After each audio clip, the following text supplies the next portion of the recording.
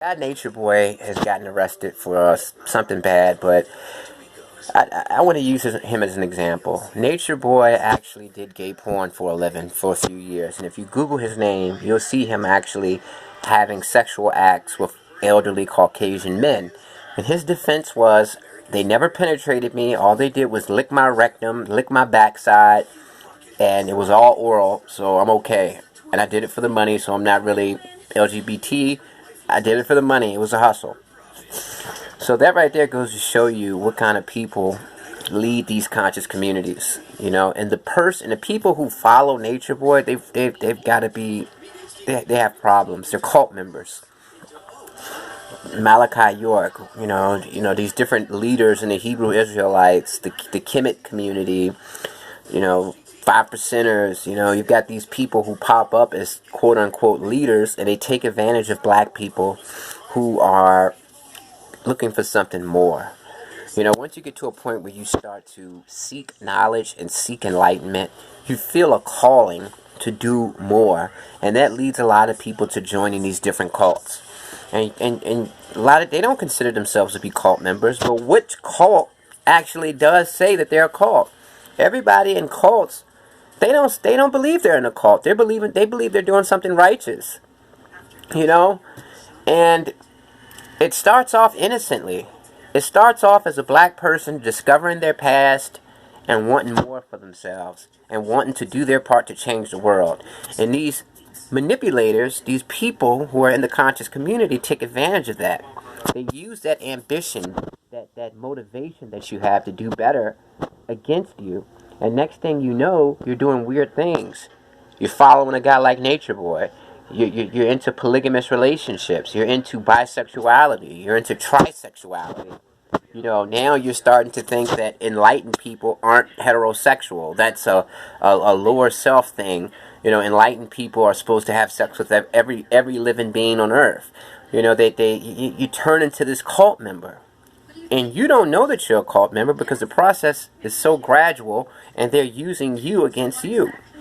So my advice is, if you want to really be a revolutionary, if you really want to be a seeker of knowledge, do it independently. You don't have to be a 5%er or a Hebrew Israelite or any of that stuff. You don't have to join a cult. You can seek the information on your own. We all have access to the same information. Nobody has special information. Nobody has information that's not available to you. Everybody has the same information. And if you really want to make a difference in your life, in your community, with your people, do it on your own. If you got some kids in your neighborhood and they don't have any food at home, give them something to eat. They don't have any, don't have a quiet place where they can study, provide that for them. You do not have to become a Hebrew Israelite or join any of these conscious cults. You want to unplug from the matrix of mainstream society, but then you end up joining another matrix. So I just want to take this time to let you guys know that it's okay to be on your own. You don't have to be in a group. Being conscious doesn't mean you have to be with this group or that group or follow this leader or that leader. That means that you're a cult member. Don't be a cult member. Be independent. Do what you can to help your people. Don't let that fervor take over you, because when you become so ambitious and so passionate, a lot of times that works against you. The most ambitious people and most passionate people are the most dangerous people, because they'll stop at nothing to get what they want. And it's borderline narcissism.